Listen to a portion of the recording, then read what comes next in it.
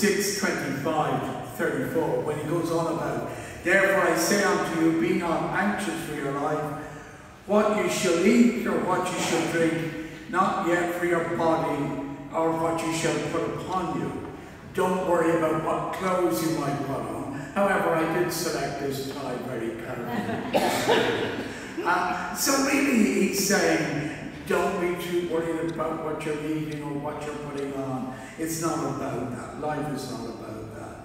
And in it he says, consider the lilies of the field, how they grow, how they toil not, neither do they spin. I say unto you that even Solomon in all his glory was not arrayed like one of these. So again you're being asked to look at the lilies of the field, how beautiful they are, but they don't do anything, only stand there and look beautiful, which is reasonable enough to be a lily. And again you're being asked to consider that. But the interesting thing is, in Luke, he talks about life. Now, mostly in Luke, when you read Luke in various different versions of Luke, he talks generically about consider the flowers of the field. But in one version, which I can't remember which version, he uses lilacs. So you can see that obviously Luke had the same problem as me. He wasn't good on flowers, so he probably was calling lilies lilacs, which is not unreasonable. Now, when you think of lilacs,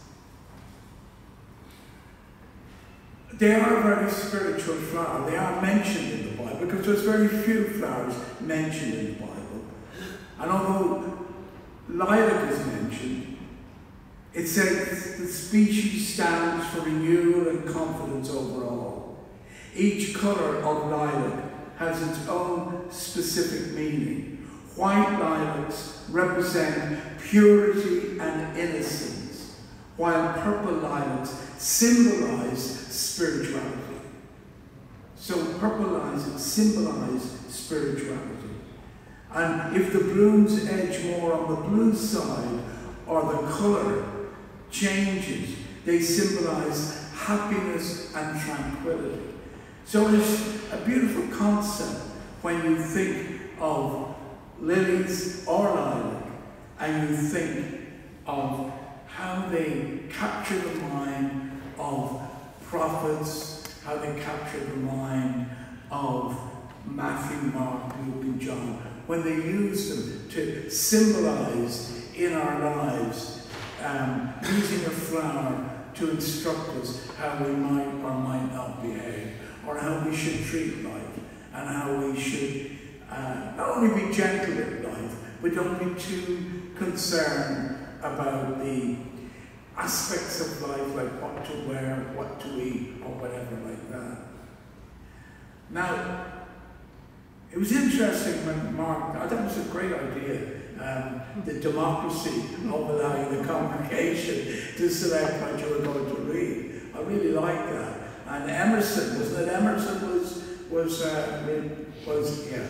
And it's funny, it made me a little bit nervous now because I'm going to read a poem by Walt Whitman. I don't know if Emerson and Walt Whitman knew each other, but Emerson, of course, Henry David Thoreau. Emerson was a friend of Henry David Thoreau. And it was through Henry David Thoreau that I ended up in the Dublin Unitarian Church, because I was in a play. I was such a good actor, I ended up a preacher. But I was in a play called The Night Thoreau Spent in Jail. And it was about Henry David Thoreau during the American-Mexican War would not pay his taxes to finance the war. And what happened was, Thoreau was arrested and put in prison only for one night. And the reason he only went to prison for one night was Emerson paid his fine. And he was really, really angry with Emerson for doing that. But I think he was delighted to be out of prison as well. But it was having taken part in that play about Henry David Thoreau that I discovered the Dublin Unitarian Church, and it brought me into the Dublin Unitarian Church, which I didn't know at the time was a member of the non-subscribing Presbyterians of Ireland. And of course, Walt Whitman is associated with our religion as well. Walt Whitman was American Unitarian, and he is to America what Shakespeare is to Britain. He's the bard of America. So I'm only going to read 3 verses of his poem, because he wrote very long poems, and if I was to read the full poem, I'd be here till Tuesday. So I'll just read 3 verses before the choir sing We Gather Lilacs. And it's about lilacs. When lilacs last in the dooryard bloomed, and the great star early dropped in the western sky in the night, I mourned and yet shall mourn with every returning spring. Ever returning spring, Trinity sure to me you bring. Lilac blooming perennial and drooping star in the west, and thought of him I love.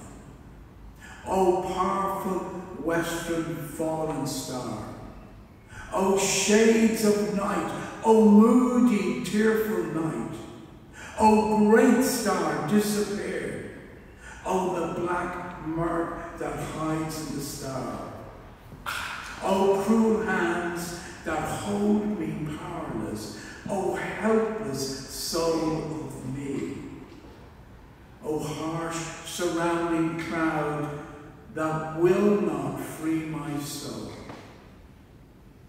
In the dooryard fronting an old farmhouse, near the whitewashed palings, stands the lilac bush, tall, growing with heart-shaped leaves of rich green, with many a pointed blossom rising delicate, with the perfume strong I love.